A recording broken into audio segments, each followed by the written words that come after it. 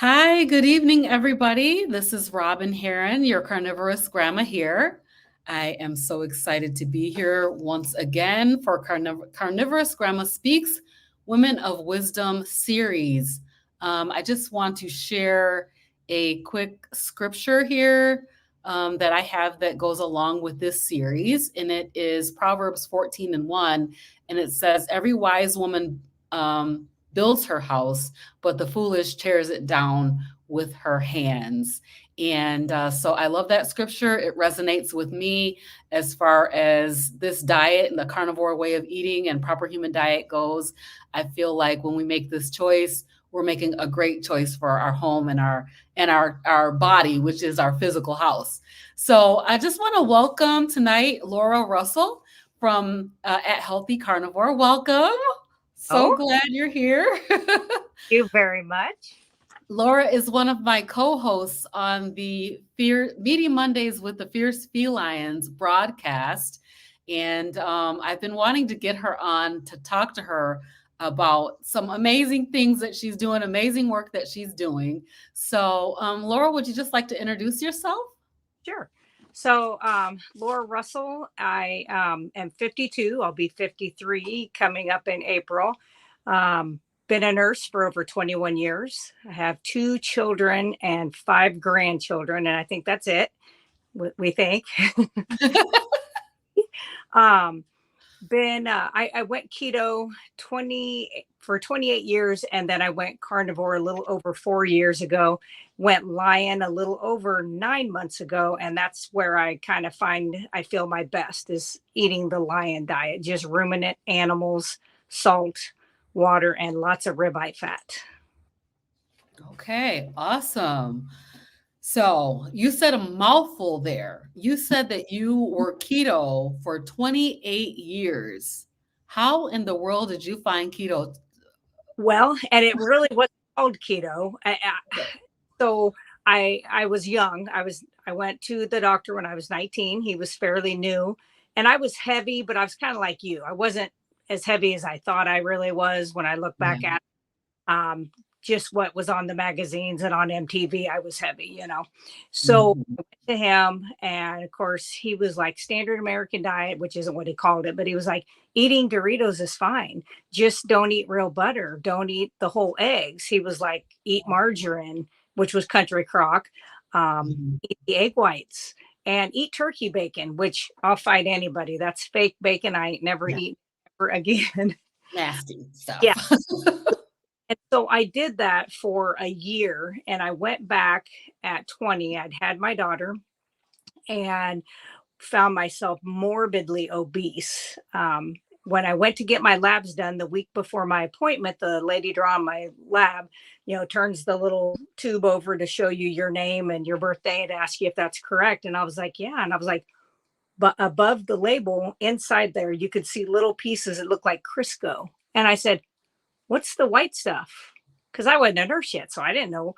And she goes, oh, that's just fat. Like, no, no big deal. And I'm, Whoa. yeah. And I thought, wow. Now I went home and I still ate my brownies that night because I wasn't connected. Um, but then when I saw the doctor a week later, Lipitor was fairly new. I think it came out in 89 or 90, but it was fairly new on the market. He really, that's all he went to. He just told me, handed me a script, wanted me to take this medication. And I said, how long will I be on this? And he said, oh, forever. And I was like, I don't think I want to do that. And his exact words to me were, well, if you don't, you're going to die of fat A. Yes. Now Oh he's very my. fortunate that when I was 20, I was a little more mild than I am now. It would have went the same. uh, Mhm. but that actually lit a fire with my personality under me. And I remember leaving there and I sat out in my car out in the parking lot. It was in our little town over in Iowa. And I thought, this can't be right. I am not going to allow myself to live out of a medicine bottle. This just doesn't seem right to me. It didn't feel Mhm. natural. And so I went to our library. We had a local library, and I spent weeks reading every medical journal I could find. And I started with some of the newer ones. And of course, it was all about medications. So the little librarian was like, well, I have even these. And they literally were from like 1850s up to 1910. Hmm. Every one of those types of journals started with your nutrition. It was just like when you take your animal to a vet and they're sick, the vet's first question, at least my vet, every time I've ever taken an animal is, well, what are you feeding them? Right. But they don't really do that at the doctor's office. No. And, but I just really read, and it talked about saturated fats and how healthy they were and how they had been utilized for centuries, for many things, including some remedies that you can do, skin things that you can do with them, all types of stuff. And I thought, where did we go wrong? Where did that paradigm shift, Right. which made me go down a rabbit hole. And thank God they didn't have Google back then, but, finding how the medical schools used to be about half and half, where you had a lot of your homeopathic functional type medical schools. And then you had half that are apothecary, which are your medicinal, they push a Hmm. approach. And that the holistic functional ones basically were threatened and shut down if they didn't, convert over to the medicinal side. Oh, So that's interesting. I never knew that. I never knew that there was sort of a division there earlier on, and that I mean we don't have that. I mean we do still kind of have it, but those holistic ones are not considered to be real, doctors. So, and there was actually multiple. So there was like acupuncture, acupressure, chiropractic was another one. Now they did survive, but barely. You mhm, Not even looked at by mainstream medicine as high, which I do. I use a chiropractor. I do believe in chiropractic care as well. Um, so I really just kind of rested on what I read there and, remembering my grandma's voice, of how her parents ate, how she ate, how she grew up. And I thought, I'm just going to do that and see how that goes. And I just went home and I feel kind of bad about what I did now because it wasn't helping the people that it was meant to help.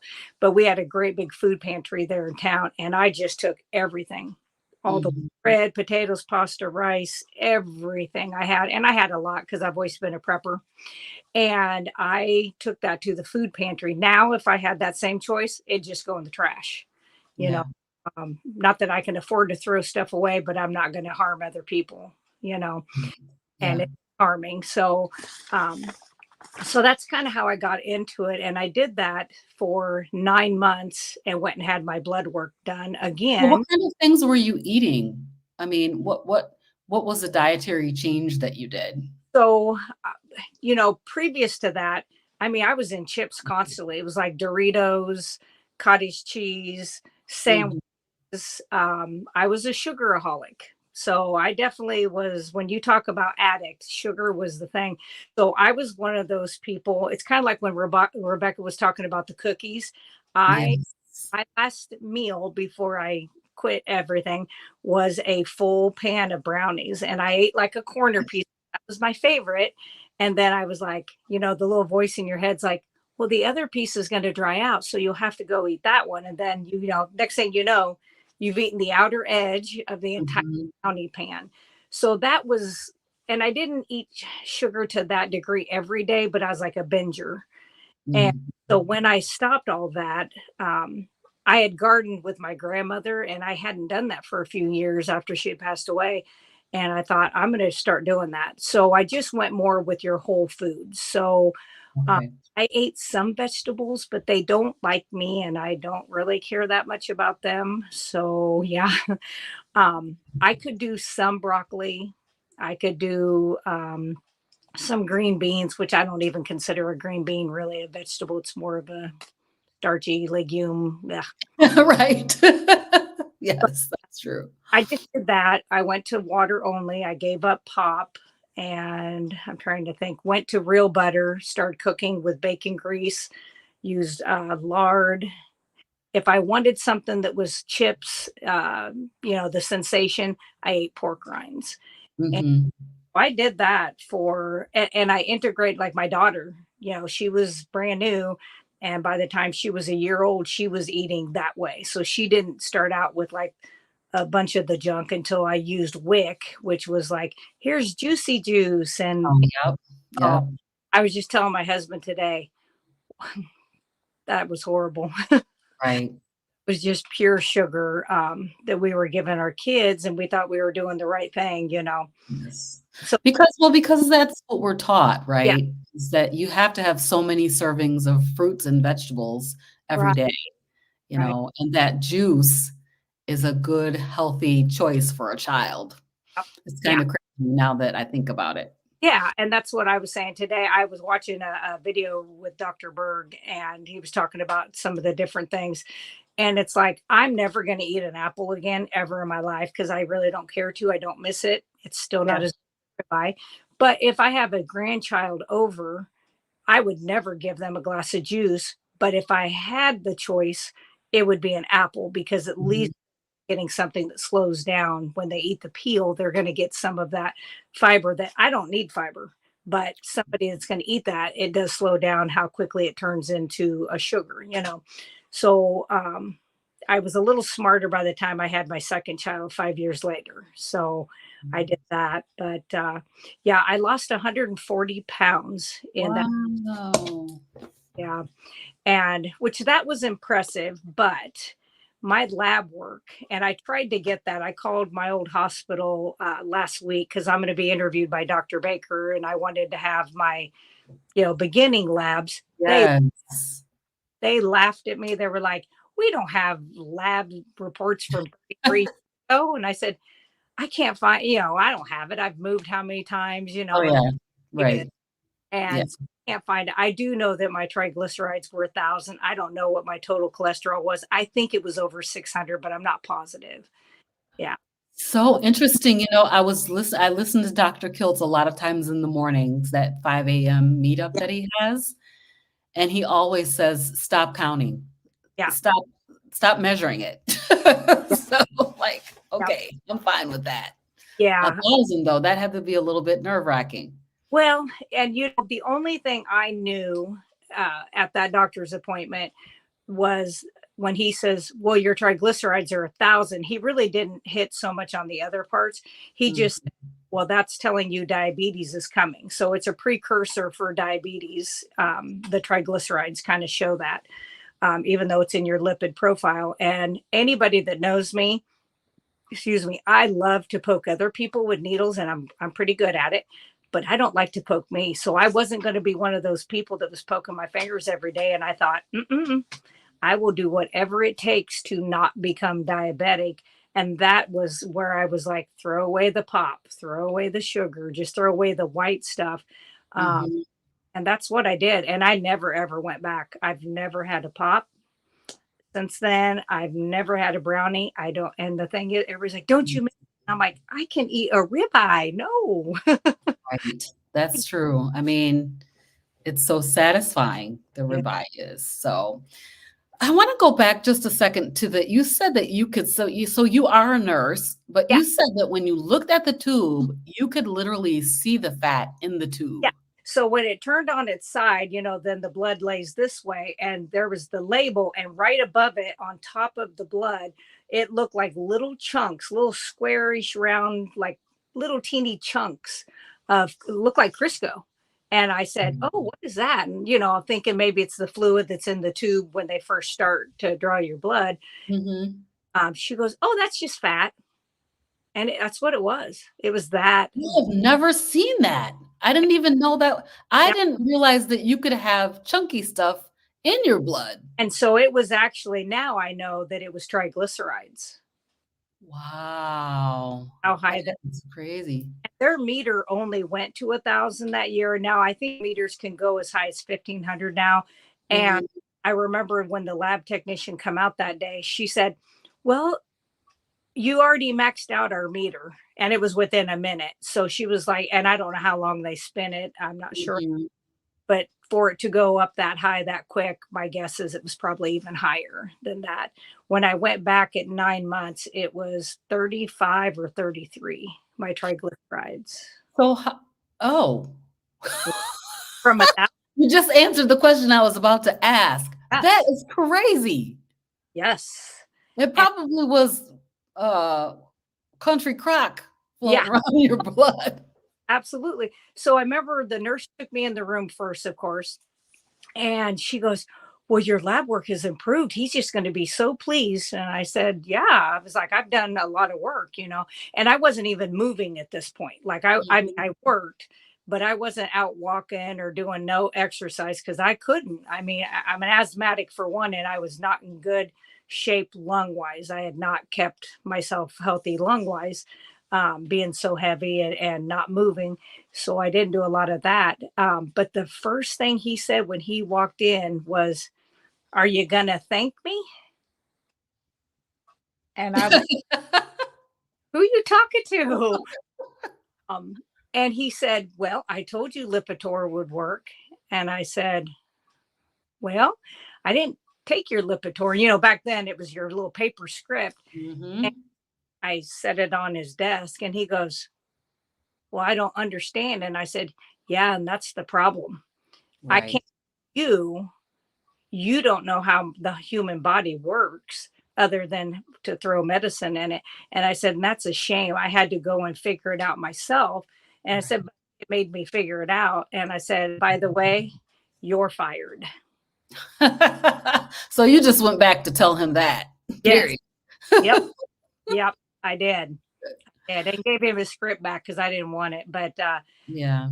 uh, yeah, That is crazy.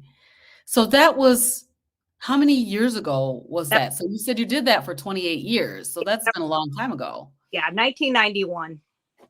Okay. That's when my son was born, Yeah. 1991. Yep. Wow, that is crazy. So now 28 years of keto, which of course was not called keto. Did you keep your carb? Did you count your carbs or do any of that kind of stuff? Or I just they count my carbs so much, except for maybe the last 2 years, kind of when I started finding Ken Berry and niche mhm, talking about keeping them below 25. But I found that I had probably been keeping them under 10, 15 the whole time. oh, wow. Um, like eggs, you get a little bit in that, stuff like that. Mhm. But I had probably been keeping it under 25 easily almost that whole time. Cause like I said, the only carbs I would have been getting would have been the vegetables. And we're not friends, so I didn't have them Right. over a lot. Yeah, I'm not a big fan of vegetables. I've always hated salad. Yep. I'm like, lettuce is a waste of energy. Like, it's a waste of my chewing to have to chew that. It's just not delicious, not tasty. I Well, hate lettuce. yeah, and it's just water. And I mean, we grow leaf lettuce, which I feel is at least a little better than like your iceberg. And my husband likes that. He does wilted lettuce with the bacon grease, and Mhm. cider Well, vinegar. everything's better with bacon grease. Absolutely. Eat Well, anything with that.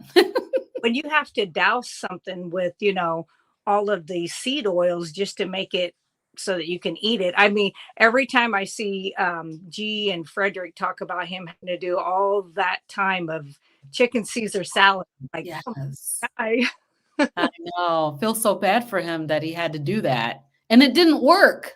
That's and the it, sad thing. I know.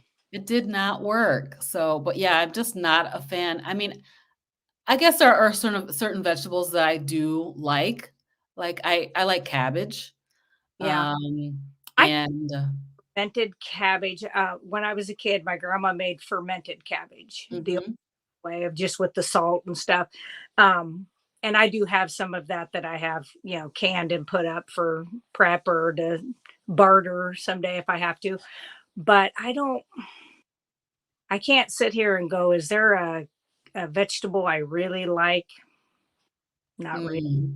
I think cabbage is about the top one for me, and I have had a little bit of cabbage. I think if I was going to eat a vegetable, it would be cabbage because I don't have any reaction to it. Which, S Huh? but that's nice when you don't Yeah, have a reaction. right. My reactions weren't really like, um, anything. It was more just my gut would be on fire. You know, Mhm. the doctor was like, "Oh, you have GERD." No, I don't have GERD. You know, I don't have too much acid. Most people don't realize this too, is when they're having that acid come back up, it's not that Mhm. they have too much, they don't have enough.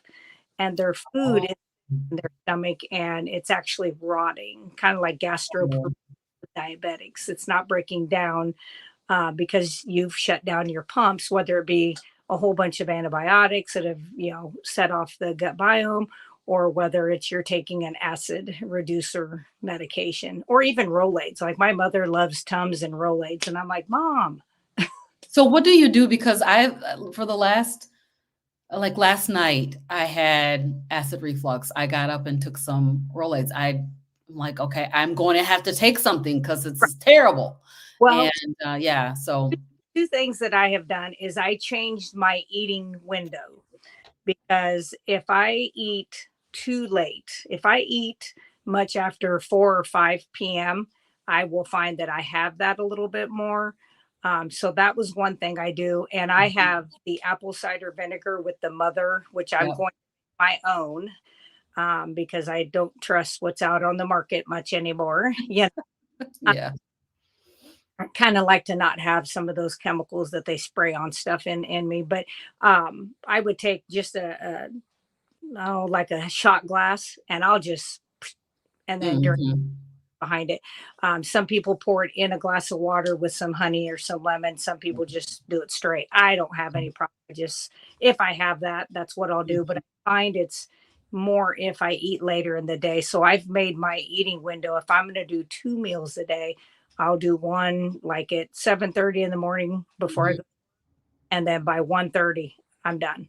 I've had my last meal at that time. Do you typically eat 1 or 2 meals a day, or what's your I typical? I used to be I'm very OCD, so I like I don't go outside the lines. Yeah. So to just do OMAD all the time, 100% of the time, that's just what I did. And I just felt like I was getting tired easier one week, and it was a couple weeks before deer season, and I was like, well, I don't really get hunger cues anymore. So I was like, well, I don't even know if I'm really hungry, which is the good thing about this way of eating. But I thought I'll just make a little burger that I had liver mixed in with the burger, in the morning, and some ribeye bites. And I did that, and I was like, I feel pretty good. Went saw my patients, got back to the office, ate the ribeye that I had cooked up with more ribeye fat. Yes. I've been watching your videos about cooking up the ribeye fat. Did that this morning with egg yolks. It was so good. So funny, I called my local butcher shop, and said, "I wanna get ribeye trimmings," and they're like, "Well, we don't really usually have them." I'm like, "Well, just save me some," and I had ordered meat for Christmas, and I'm like, "I want," so they gave me a bag. They didn't give it to me. It was like $8 for a bag of it. It was Yeah. not cheap, like some people say, "Oh, I can get them for free." No, they My, charge like $3.99 a pound for them. right. So, Yeah. I think mine is $2 a pound is what they do. mhm, And they save only the ribeye fat. Some people get all the different fat trimmings off the beef, and that's probably yeah. just I'm just a fat snob, I guess. I want the rib. Yeah. I said I wanted the rib, because everybody's getting prime rib right now for Christmas.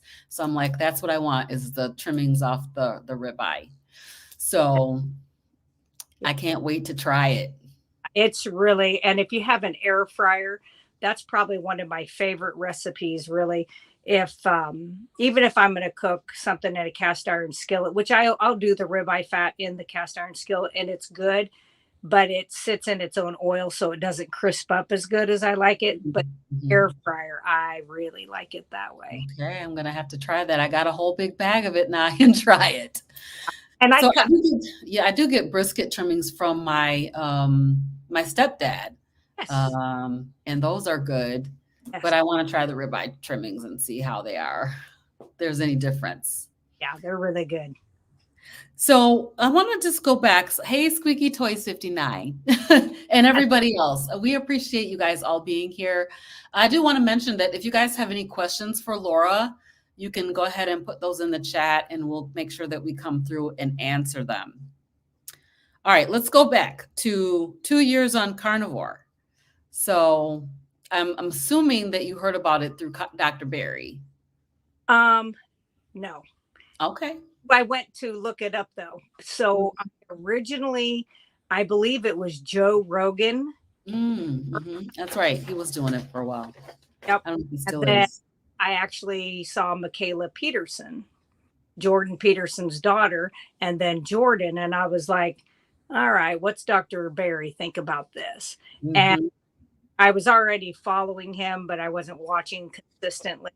And so then I watched, and sure enough, he started talking about it. And I was like, yes, okay, this is okay. We're going to try this. Yes. And, you know, ancestrally, my dad was 3/4 Cherokee Indian. So my mom used to say, well, it's not like your dad's, grandparents were running around chasing broccoli. They Right.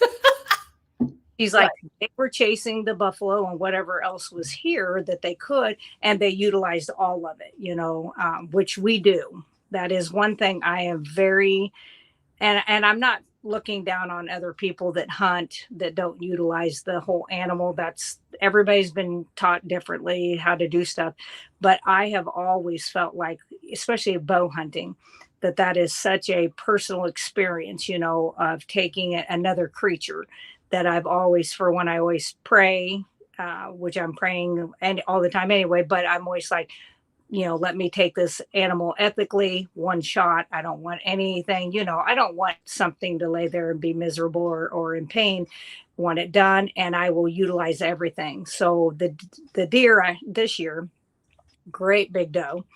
I was like, Mm. I'm going to keep kidneys and liver and heart, except the top of the heart I couldn't keep. So I didn't end up keeping it because that's where the shot went, which is good for the deer. Okay, that's good. um, but yeah, I did keep that, and I ground that into the meat to make the hamburger. And it is, oh my gosh, if you've ever eaten I'm not sure where you live, if you guys have a Made Rights, if you've ever heard of that chain.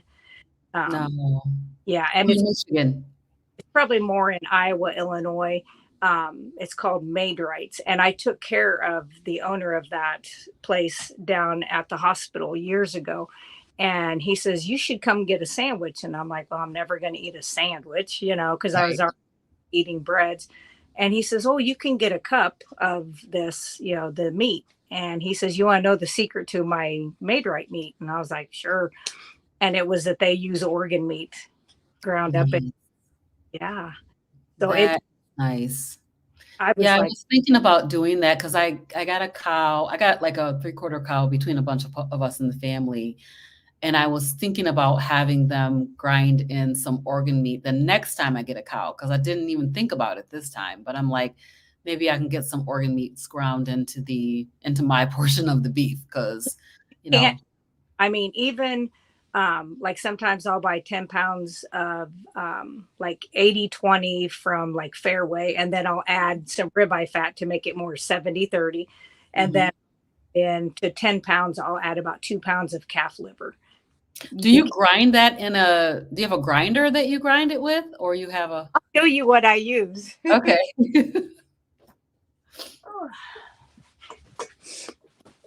Oh, your Vitamix.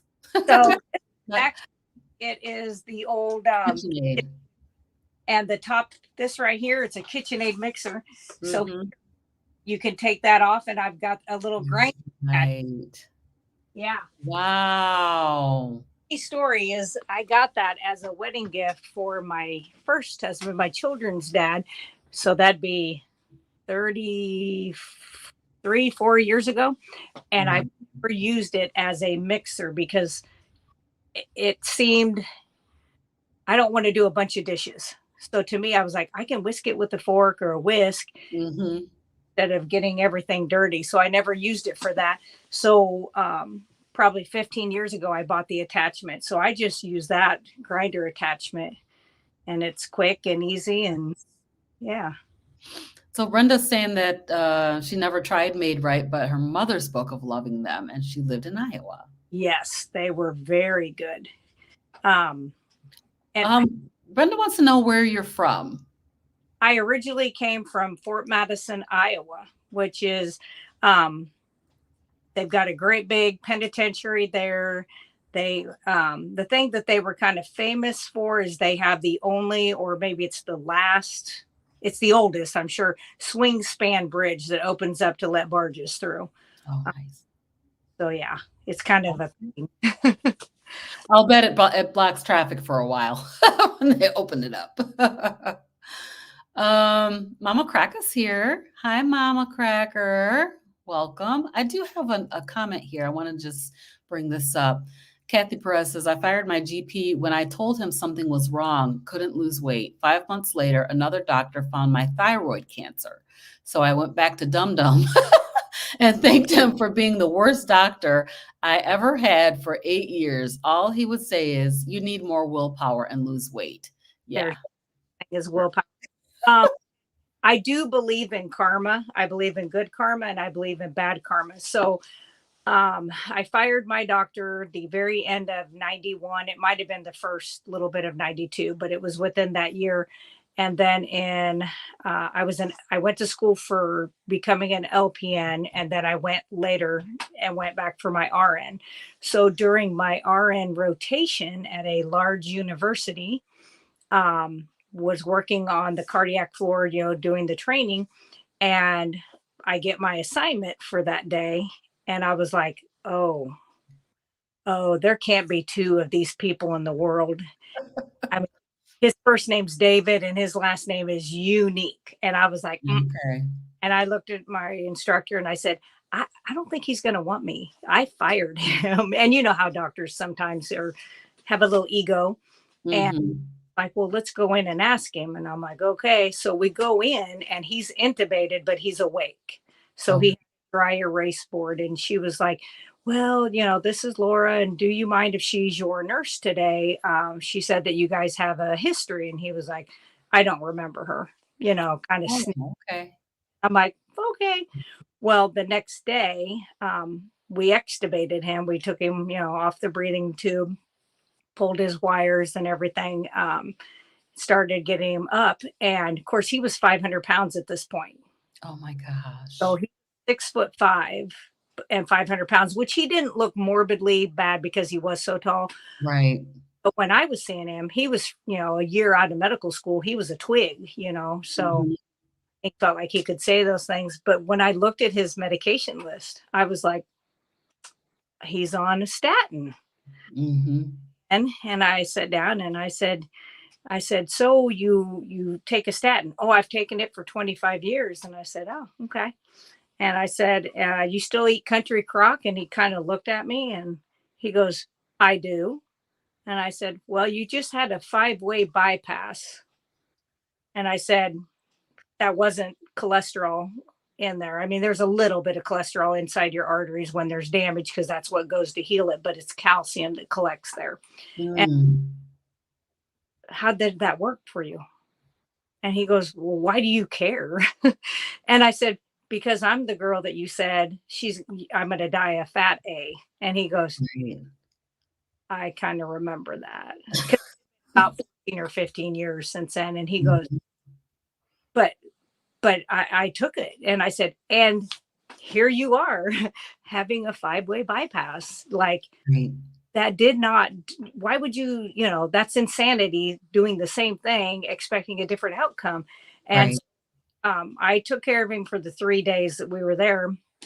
And he was okay. I mean, he kind of was quiet, with me. And so I was like, whatever. Well, my mom still lives in that town and sees a doctor next door to his office at the hospital and has for years. And she ran into him. And this has been, was I carnivore? I don't think I was carnivore yet. So it was probably 5 years ago or better. Um, he says, hey, would your daughter be willing for you to give me her phone number? And my mom's like me, but worse. And she said, how about I give her your phone number?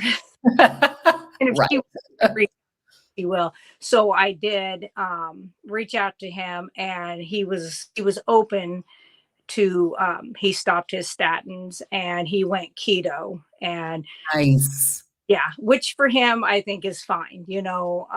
He's down. I think he's 185 pounds is what he weighs. What? Yeah, yeah. Amazing.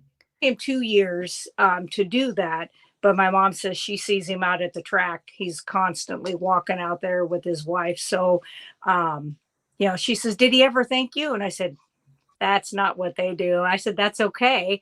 I said, "Because Mhm. I didn't do the work. I just gave him the information." Yeah, right.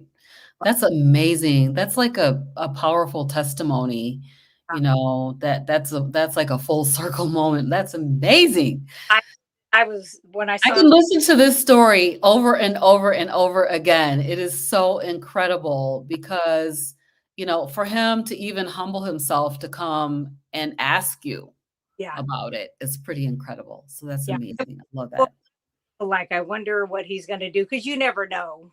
Are they coming to you because they really do want to know? Which I Mhm. was, that's fine because I'm not shy. I never have been a shy person. So even back when I was working at a factory, I built semis when I was 20. As soon as I changed my eating style, I was telling everybody Mhm. because they could see the weight just fell off, you know. Yeah, And I bought all my clothes at secondhand stores because I'm like, I'm not buying brand new clothes that I can't fit in. And right. Yep. Yeah. yeah, Awesome. Kathy Perez says, Laura, love your channel. thank Sick you. right now. My daughter brought the flu home from work, so we're all having our turn. Oh, I'm sorry, Kathy. I hope you guys feel better. Yeah. But hopefully next week I'm making your deodorant mix. Thanks so much. Can you tell us a little bit about that? What is that? So Deodorant mix. I actually have it here. So it's just in a little container like that. Okay. So it's similar to like the Lumi or that kind of stuff where you have to put it on your hand and put it on yourself, which is fine. It's your body. Yeah. Uh, but I actually started doing that when I was 34. I had a breast cancer it was one side was cancerous, the other was precancerous. Oh, And everything I had read up on it at that time was that it was something that aluminum was pretty, not 100% the culprit, but it was like, those glands are right there. They're so close to here, your brain, stuff like that. So that's when I started thinking, well, what's in our deodorants, what's in our toothpaste, what's in our stuff. And I had also worked at a food factory called Armor Dial, and they make like the Vienna sausage, potted meat, treat, oh, I dope. love potted meat. It's so delicious. I won't tell Sure, you, it's not good for me, but it's so tasty. it's the salt that makes it taste good because they always Oh, really good salt. But okay. I learned there that that's kind of where my part of my distrust of the three-letter agencies under the government and the four-letter like USDA. And Mhm. we had food products that would be contaminated, and our USDA guy would just take a core sample, and if it was less than a third of the weight of the entire product, it was shipped on. It's okay. And you don't get to pick what that foreign material was. That could be, Correct. yeah, could be a finger. We had a lady's finger that was off and it had a long red fingernail. They take it out, but what's in the meat? Yeah, we had a junction box. Gross, gross. Yeah, so that's allowed to be, there's Can such I make my own? Because I really enjoy yeah, it. I should make my own. it's actually mostly pork if you look at it. Mhm. Spotted meat is mostly pork, and all you would have to do is just puree it, and you could put some bone broth and heavy, kind of go heavy on the salt, and just like a pate. That's exactly Okay. what. I'll So yeah, make it myself because I I would. do enjoy I know. it. So that's kind of when I started seeing that. We got the beech nut baby food contract at that factory, and a week or two later, Alpo dog food came through.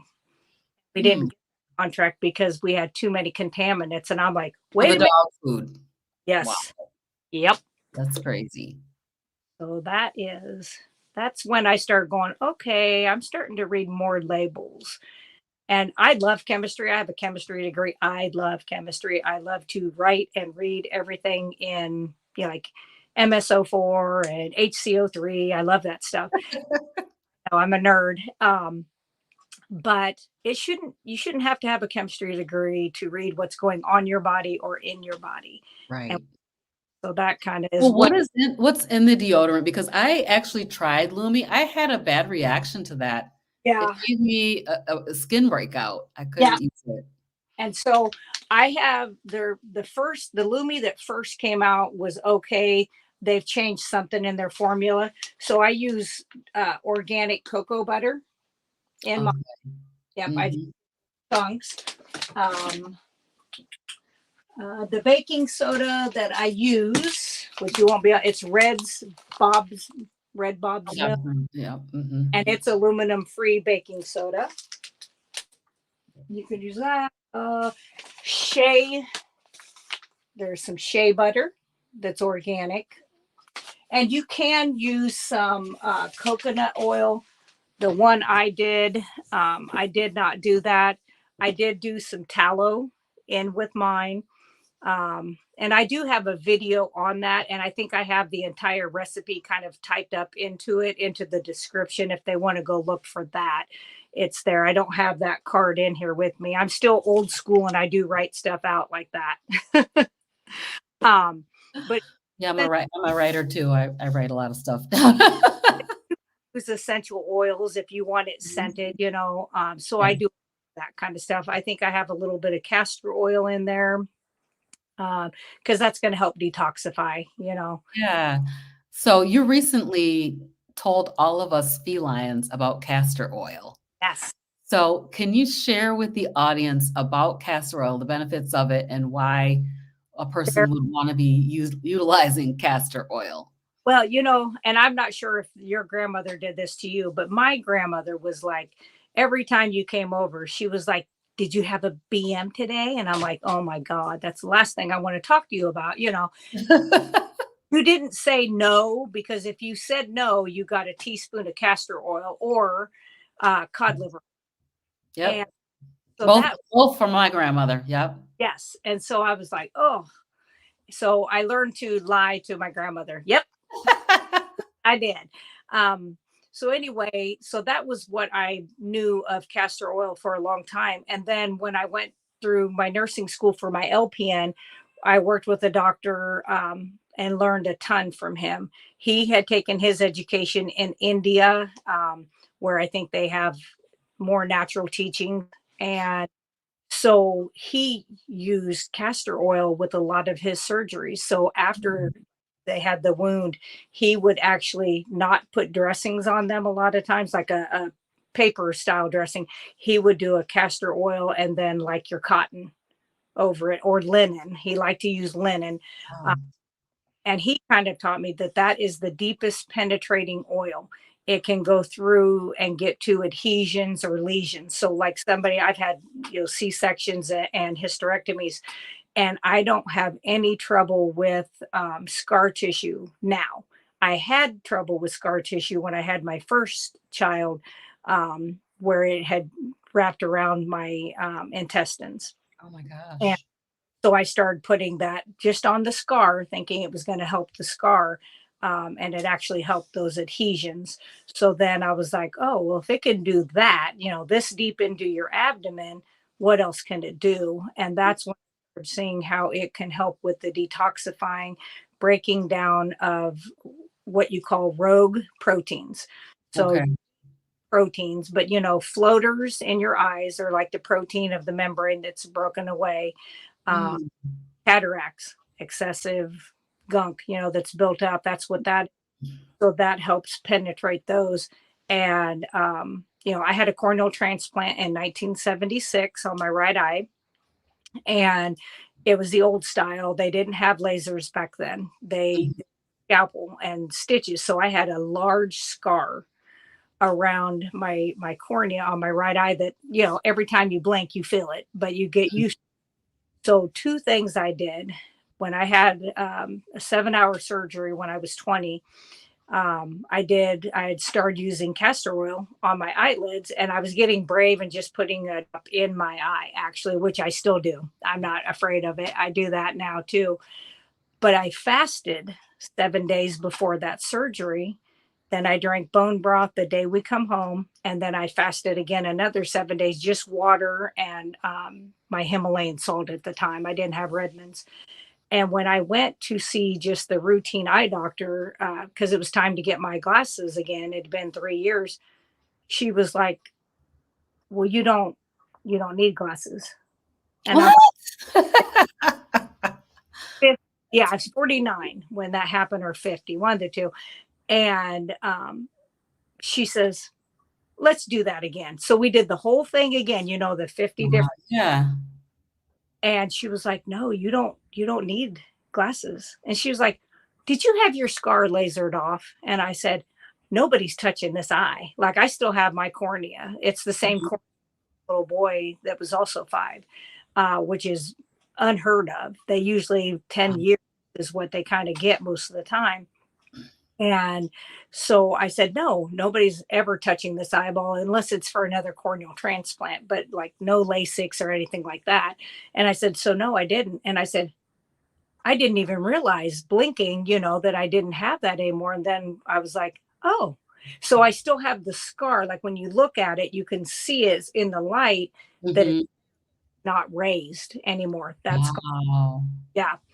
So another thing that really helps with sleep is your belly button is connected to so many nerves in the body, that I have been putting the castor oil, and I use a essential oil from Melaleuca called Peace.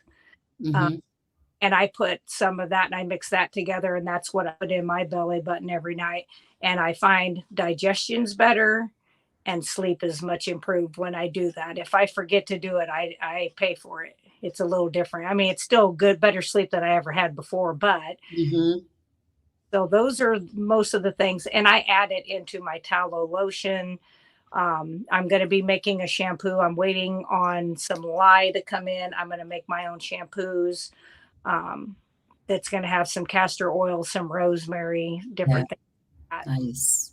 That, I started using the castor oil, and I did start putting it on my eyelids, and if a little bit gets in my eyes, I'm okay with it Yep, yep, because 'cause I'm going to sleep anyway. yep. And, putting it in the belly button, I noticed that my deep sleep pretty much doubled when I started doing that.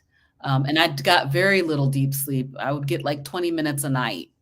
And then, I'm still kind of tired all the time, actually, because I still think I'm not getting enough deep sleep, but it doubled from what it was before I started using the castor oil. So that was pretty impressive, actually. Yeah, I yeah, was shocked. yeah. I was shocked. I didn't know it was gonna do that. And then I'm hoping that for that, eye health to improvement as well. So I think everybody should be trying it using castor oil.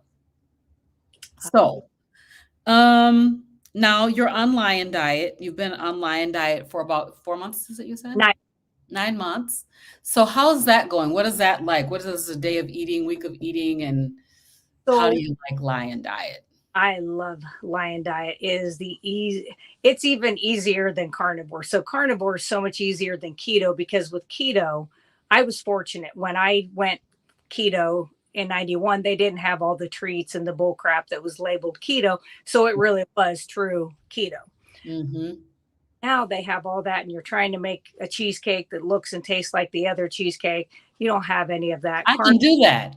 I Yes, can actually do it and make it taste like a regular cheesecake. I know. I love to cook, so I have a whole huge bag of almond flour. Like, I'm like, "What am I gonna do with that?" Because 'Cause I'm not making anything with it now. So I have coconut flour, and I have almond flour that I had bought. And I'm just like, well, I'll just trade it to somebody someday if I need to for something. Maybe I need honey for one of my medicinal things. I make fermented garlic honey for like strep throat and stuff. So, yeah. which would be the only time I would put honey in, is if it was for something like that, which I haven't had for a long time. So I don't worry about that. But I just kind of listen to my body. If I get up, I always work out in the mornings. I feel like your cortisol is the highest in the morning. So I do that. And I just will do like a hamburger and some ribeye fat, or I may do half of a steak in the morning with like 3 egg yolks. And then later on in the day, like no later than like 1:30, I'll eat the remainder of whatever I want to make for that day. But mine's just really ruminant meat. It's deer, it's beef, some lamb, and then I can't do egg whites. Egg whites inflame me. So Oh. so I always have to separate them. And I swear, I never used to, like when I separated the eggs, I never thought about that little white that was hanging on to the egg yolk until G one day was like, I'm taking off the umbilical cord. Now I'm like, now I can't eat. So Oh, that's disgusting. I know I spent 10 minutes this morning trying to get those little umbilical cords off of the egg. And I was like, oh, Oh, see, I didn't need to. That's something I did not need to know. and She I is was, such a wealth of information. so that's basically, I mean, it's such a simple way to eat. And I have some people, they're like, aren't you bored? And I'm like, no, I have nothing but time on my hands. I crochet too. So I know that seems Okay. be a crocheter but that's because I can't sit and watch a football game. I don't watch the news because they're liars, and I don't watch commercials if I can help it because they're liars. But Right. All the even dancing, people dancing about their medicine. uh, So got crazy. a story to tell. I My just gosh. yeah, marketers are great. But so I do crochet, but like with my extra time, it gives me time to make up my different recipes for stuff. I don't and nothing, no shame on people that are like health people that are charging for like information or stuff like that. That's kudos. I think that's needed. I think we need people out there that Yeah. have information to help. um, just so many people that I've worked with over the decades have recently been reaching out to me like, hey, can you help me with this? What should I do with that? This is what the doctor said about that, but I don't want to take it. What can I do? And so I'll spend several hours a day just corresponding with people of this is what I would do. This is what I would ask your doctor. Get a second opinion. I'm a big fan of second opinions, and I Yes. believe if your doctor gets offended when you tell them that you want a second opinion, you need to run. And that's not your doctor. Mhm. Because I'm a nurse and going into the home, if there's something I see and I'm like, ooh, this is outside my wheelhouse, I have no problem with you getting a second opinion or me having my senior nurse come look at something because I want to do what's best for the person. It's not about my ego. Right. I mean, what is that ego? You know what I mean? It's like, I I don't know. don't I don't understand that, you Well, know? I don't think all of them have that ego, but a lot do. Mhm. And even my female doctor that I have that I go see just yearly for my cholesterol and all my labs and stuff, she was a little bit that way 4 or 5 years ago, but she's not that way anymore. This year, Mhm. when she had my labs and she threw them down on the desk, kind of in a huff, and I was like, having a day, and it was 8 o'clock in the morning, and she was like, I just don't understand. How are your labs perfect? They did all my vitamins, minerals, everything was perfect. I mean, perfect. Yeah. And like, I just don't understand it. I have been vegan 25 years. And I'm like, Uh, ding, ding, ding, ding, ding. Yeah. and she's very book smart, intelligent. She's got multiple degrees. But when you look at her, you can tell that like her thyroid is shot because like Mhm. hair off at all these little places, and it's Yeah. real. And I said, well, you're deficient in A, E, D, and K and B12. And she goes, how do you know that? And I said, because you look like your thyroid's getting ready to die. And I was like, Mm. breaking off, and you fell and broke both of your wrists, and you're way younger than me. She's like 48 or 49 at the time. Mhm. And Mhm. she brought her labs out, and we spent my hour. Going over her laps. And she's Wow. add in eggs, but she will not eat anything other than that. And I said, well, at least you're going to get some eggs, and you'll get Mhm. the Yeah. good. So Brenda has a question here about the hernia. Whether you think castor oil would help a hernia. How, how big of a hernia and where is it located would be the question I would need to know the answer to that. Maybe she'll respond. But yes, that and sometimes wearing a binder type belt will help keep it in place and allow your body to close the muscles over that site. Right. Yeah. So Felicia says, perhaps that is a problem. And then she spelled out vegan. Yeah. It is a problem. I was just listening to Dr. Chafee, and I took a short of it because my grandson is a vegan. And Yeah. he's 17 years old, and I'm so concerned about it. But what he was saying is that vegan cannot get the proper nutrition without supplementation. They just can't. And so they have to take supplements if they're going to be a vegan. So I took that clip and sent it to my grandson. I just want him to think about it like, this is not probably the most healthiest thing for you to be doing right now. Well, and especially, I mean, whether you're male or female, it's so disastrous for the sex hormones. The plants are Mm, not good for them building, having the precursors to make those. You need the cholesterol, you need the animal fats really help boost that for you, which is why a lot of men who go carnivore see their T scores go up, their testosterone levels go up. Females, like when I went through menopause, it was literally like no problem. And every woman in my family has 10 years of menopause symptoms. And I had one overnight that I was like, I got a hot. Amazing.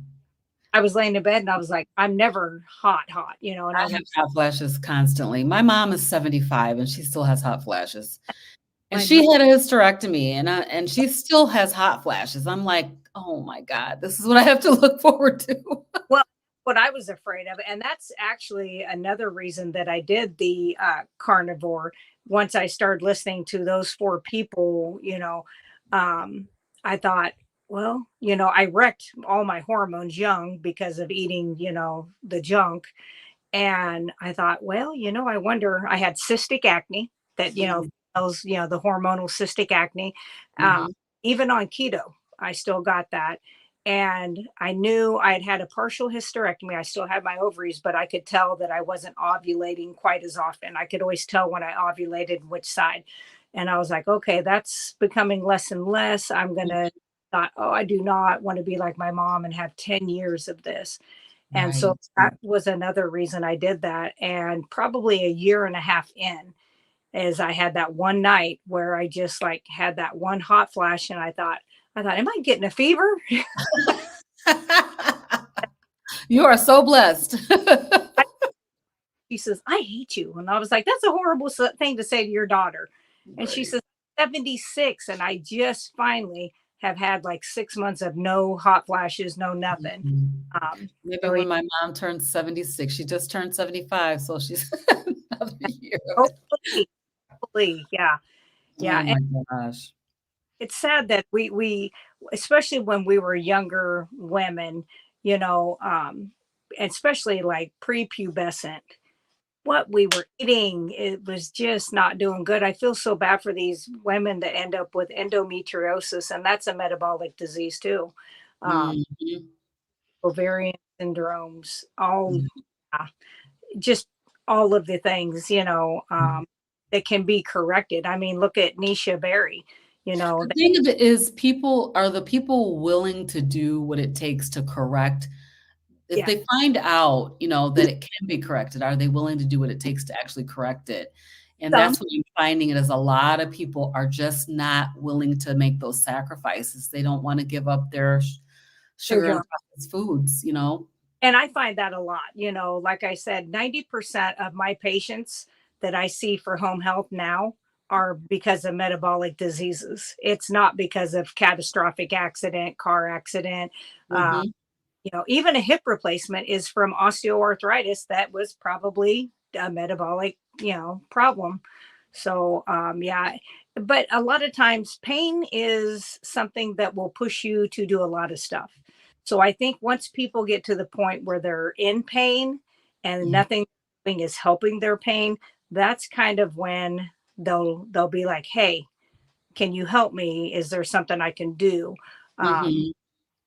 and I wasn't having pain at 20. I mean, I had hip pain a little bit from being heavy, but I wasn't in pain necessarily. It just, I didn't want to be diabetic because I don't like needles. And that Right. was, No, I wouldn't want to either. no, I mean, I'm seeing so many negative impacts to everybody that I know that has diabetes.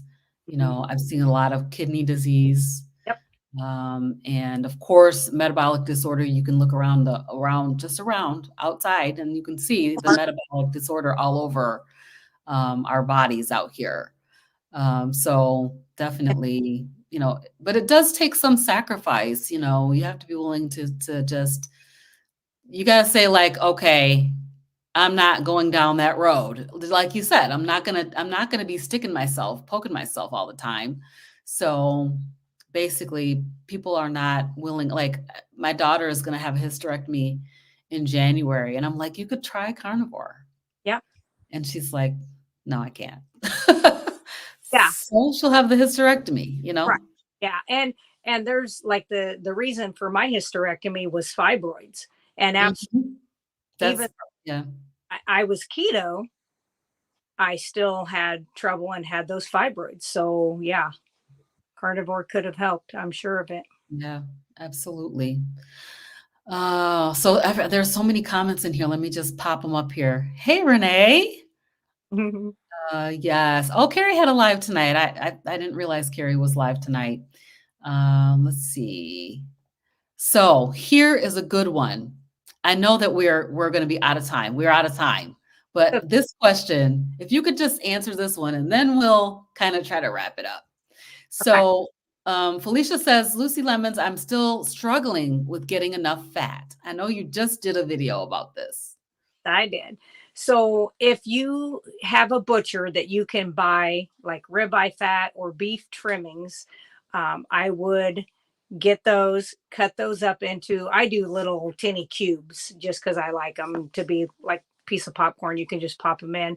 But I would cook up some ribeye fat with any of your meats or your eggs, especially like some people, I don't know who, but there's a few that have, I like the taste of chicken breast. I'm like, okay, there's no taste in it, but Yeah. I make sure you do it in ribeye fat and have plenty of extra fat. If you're somebody who can do butter, you can also put a lot of extra butter on top of a steak, whatever it is that you're eating.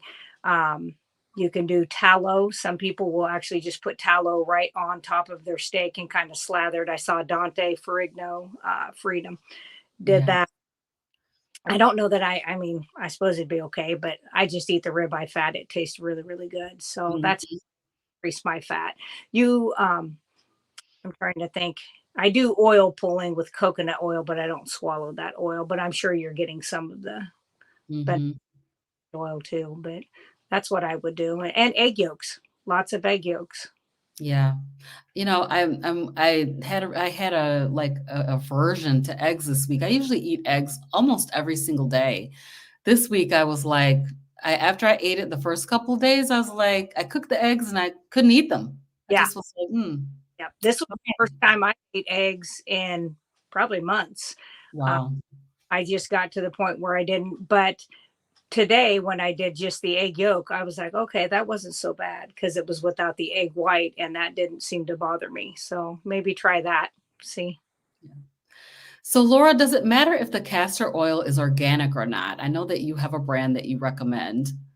So And mhm, have a specific brand, although I think there's something Queen of Thrones, I think is one that everybody kind of recommends. I have not bought that one. I have several other kinds.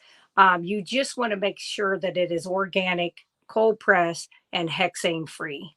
Um, okay. want those things. And then really that's it. And I mean, there are so many uses for the castor. You know, if you are somebody that has neuropathy, nerve pain in the legs, discoloration, like you said, you have family that has diabetes, they probably have that discoloration in the legs. Yep. Taking castor oil with some cayenne pepper in it and rubbing that on those lower extremities helps open up those blood vessels. Yeah. Helps get some nutrition in there to get them healed. I do have I'll put a link to the one that I ordered after you talked to us about Yeah. it in the description of this video. So if you guys want to check that out, you can see there is a comment here about the hernia. Okay. So here's that. It's above his left testicle, not as big as an egg. Okay. So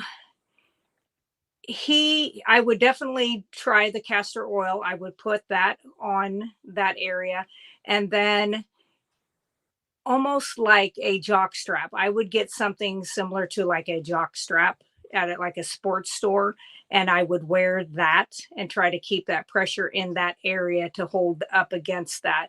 Mm, You can get that bulge to get underneath the muscle layer and allow that muscle layer wants to come back together, no matter where it's at, whether it's abdominal, inguinal, doesn't matter.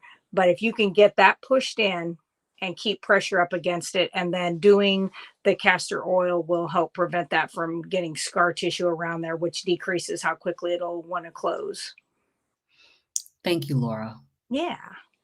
You know, you are such a wealth of information. I just appreciate you so very much. I'm so glad that I had an opportunity to know you and be a feline with you. Yeah. So, this has been absolutely incredible, so informative. And I have so many more questions that I'm going to have you back That's okay. because I didn't get through all of my questions and I want to talk about prepping. So maybe we'll just do one whole video I could together, just talking about prepping because I want to know about that. I could do a probably a 2-hour video on prep because I believe in prepping food. I believe in prepping medical. And when I say medical, I mean holistic supplies, and then Mhm. in prepping to protect yourself. So I Okay. all forms of prepping. So we're gonna just have to get back together and have that conversation because I definitely wanna learn more about it. I don't know too much about it. I hear Bill talking about it. I think I hear Carrie talking about it and stuff. So I just wanna just learn a little bit more about that. So we'll definitely be having you back. So do you have anything on your heart that you wanna share before we get off? I have two things. So, one thing, if you're interested in all the benefits of castor oil, go out and look up Dr. Barbara O'Neill. I believe she was an Australian doctor who is here now because, of course, they ran her out because of her beliefs and her healing that she's done. So, that would be, she is a plethora of information and has several Mhm. good.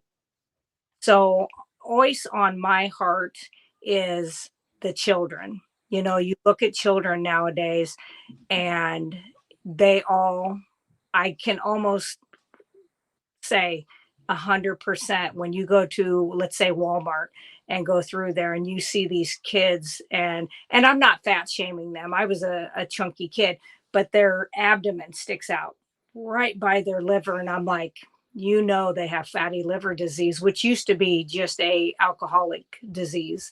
Yep. Uh, we're seeing it in children at such a young age, and that has to be from what they're ingesting. Um, and so my thing is, if I can help any parents that have children, help get that turned around so that they don't have to go through some of the things that we have. You know, I found this at 20 of changing Mhm. my style, and I was lucky. And I kind of am fortunate my doctor was a jack wagon because it forced me to go out there and educate myself. I probably wouldn't have done it, you know, otherwise. Um, but and I'm always open. Anybody has questions, they always can reach out to me. I Oh, give, let me show your channel. hey, yes, and I will always get back to you. And I mean, even negative people, I've had them, you know, say things, and it's like that's okay. I mean, if they have a different of opinion, I'm fine with that. I have people, friends that have different opinions for me, and that's fine. I can only go based off of what I've seen done, what I've done with myself, and what my patients, their improvements that they've had over. Yeah, So yeah, it's just the kids. I feel so bad for them. me They're too. I have these 11 grandkids, and I'm just so concerned, The well, and Pop-Tarts, they're eating Pop-Tarts. yeah, That's the devil. yeah, it is.